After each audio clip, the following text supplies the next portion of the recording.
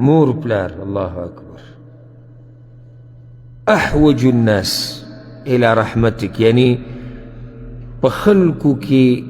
چې ستا شفقت او مهرباني ته ډېر ضرورت لري هغه ستا دا مور پلار دي چې ته د دوی سره د رحم او د کرم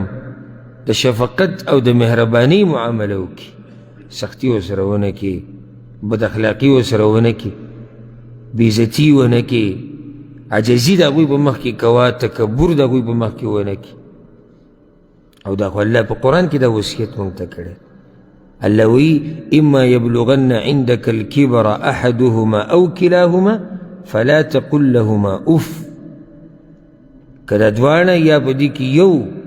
بوډاوالي ته ورسي نو اف ټکی به ورته نه وی، ځکه چې په دې سره د هغوی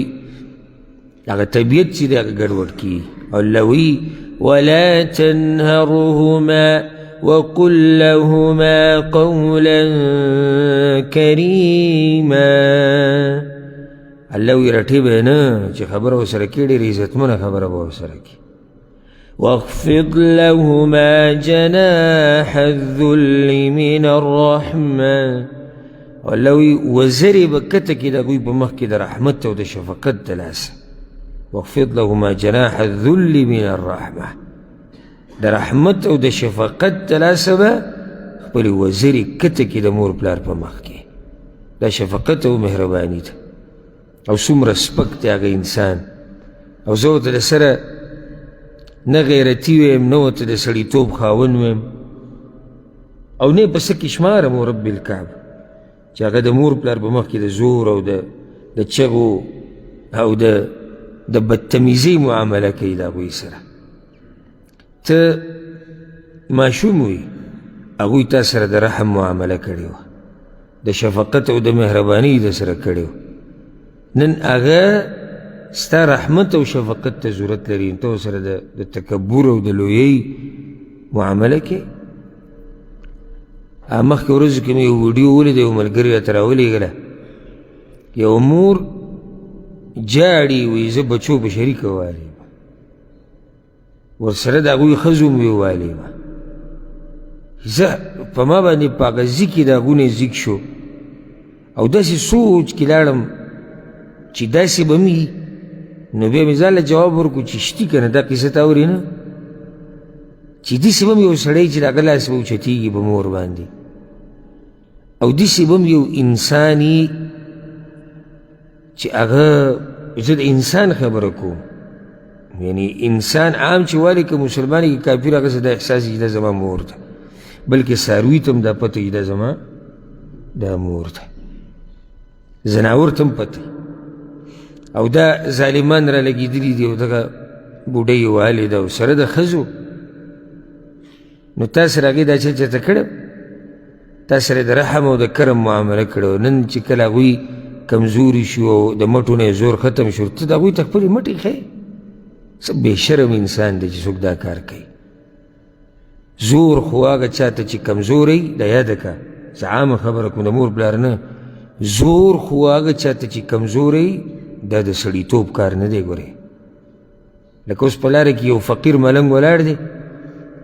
او غریب کمزوری او ته هغه ته زور ښیې او ته زورور یې، دا د سړیتوب کار نه دی. یا یو سړی د بدن نه کمزوری دی او ته هغوی ته زور ښیې، ته ترې زورور یې، دا د سړیتوب کار نه دی. پاتې دا چې مور پلار کمزوري شي ته هغوی ته زور ښیې او هغوی وهي. زه خو دې ته سوچ کوم چې دا لاسونه اوچتېږي څنګه، الله اکبر. بلکې زه خو په دې تعجب کوم چې د اواز څنګه اوچتېږي د مور په اواز باندې او د پلار په اواز باندې. او ابو هریره رضی الله عنه چې به کله د کور نه راوتو که نو مور ته به ووایي مورو زه لاړمه، الله دې په تا داسې رحم وکړي لکه څنګه چې تا زه رالوی کړی یم. دا دغه عادت و چې له کور نه به ووتو، هغې به ورته لاړ شه الله دې په تا داسې رحم وکړي لکه دا څنګه خیال چې ته زما ساتي. نو یو ورځ هغه ته محسوسه شو چې زما د اواز دا اوچت شوی دی. نو صدقه یې ورکړه د الله په لار کې او ځان یې ملامته کړو چې زما اواز د مور په اواز اوچت شوی دی. خلک داسې مینه محبت کوي د مور پلار سره سلفو کې ډېر واقعي دي خو دا موضوع برانه بیا د مور پلار طرف ته لاړه شي چې هغوی به بره په هغه کمره له پاسه نه ګرځېدو په کومه کمره کې چې به د هغه مور پلار پراته وو کور ته به کوټې ته به بره وخوتو که نه چت ته او څه کار به و په هغه طرف به نه ورتلو د چت ته کمې حصې لاندې چې مور پلار دي وي لاندې مور پلار دي زه څنګه به راګرځم داسې قدرمن خلک وو او چې پلار به روان و یا مور مجال د بچي سو چې هغه به ترې مخکې شوي وو په لاره کې اگر که هغه کونټي رواني او کونټۍ سره رواني امساو سره په لاس کې کونټي رواني خو دغه پلار دا چې د میږي په مزل دی روان دی دا بچی به پسې دقه شان رو روان و او دغه خلک دي چې تاریخ هم یاد وساتل او د هغې نه مخکې رب العالمین به دوی له بې شماره اجر ورکوي او د دوی بچیم د دوی سره ښه کوي او حدیث کې دا راځي رسول صلی الله علیه وسلم وایي د خپل مور پلار سره ښه وکئ ستاسو بچي به تاسو سره ښه کوي نو زموږ مور پلار ډېر حقدار دي د دې چې موږ د هغوی سره د رحم او د کرم معامله وکړو او د ټولو نه لوی رحم او کرم سره دا ته زه ووایم چې کله د مور پلار د قبرونو په منځ کې پراته وي په دې انتظار باندې چې قیامت به راځي او زه به پاسم الله ته به ودرېږم نو په دغه ځای کې دوی سخت ضرورت لري چې ته دوی ته دعا وکړي چې یا الله ته یې وبخه او د دوی په نوم باندې د خیر کار وکړي چې رب العالمین دوی له اجر ورکړي دا لاسونه الله ته اوچت کړي وجاړي د سترګو نه دې اوښکې روانې شي چې یا الله زما هغه مور پلار چې کوم مړه دي یا الله د هغوی هغه قبرونه پراخه کړي وجاړي الله ته چې یا الله زما مور پلار په یو اوږد سفر باندې وتلي یا الله ته هغه سفر ورته کم کړي او هغه ورته اسان کړي وجاړي الله ته چې یا الله هغه مور پلار زما نه پناه شوي دي د خاورو د ډیري لاندې یوازې ستا رحمت ته او تا ته پراته دي یا الله ته پرې رحم او کرم وکړي دا قسمه دعاګانې انسان وغواړي د مور پلار لپاره دا لوی رحم او کرم دی او صحیحینو کې حدیث د عایشه رضی الله عنها وی د رسول الله وسلم خواله یو سړی راغی وی یا رسول الله زما مور مړه شوه خو وی موقع ورته میلاو نه شوه د وصیت چې څه وصیت یې کړی وی واظنها لو تکلمت تصدقت مور یې پېژنده دینداره مور یې وه وی یا رسول الله که موقع ورته میلاو شوی وی نو د صدقې څه وصیت به یې کړی و فهل لها اجر ان تصدقت عنها نو الله به له اجر ورکړي چې زه د هغې د طرف نه صدقه وکړم رسول صلی الله علیه نعم ولې د الله اجر نه درکوي دا د مور پلار سره ښه دي چې په قبر کې پراته وي ته د هغوی په نوم صدقه ورکړي ته د هغوی په نوم د خیر کار وکړي دا غټ ښه دي د مور پلار سره بغیر د دې نه چې ته دې پسې ګرځې چې زما دې نوم وشي یا نه ته د مور پلار سره ښه کوه رب العالمین به دې وځلی په دنیا او په آخرت کې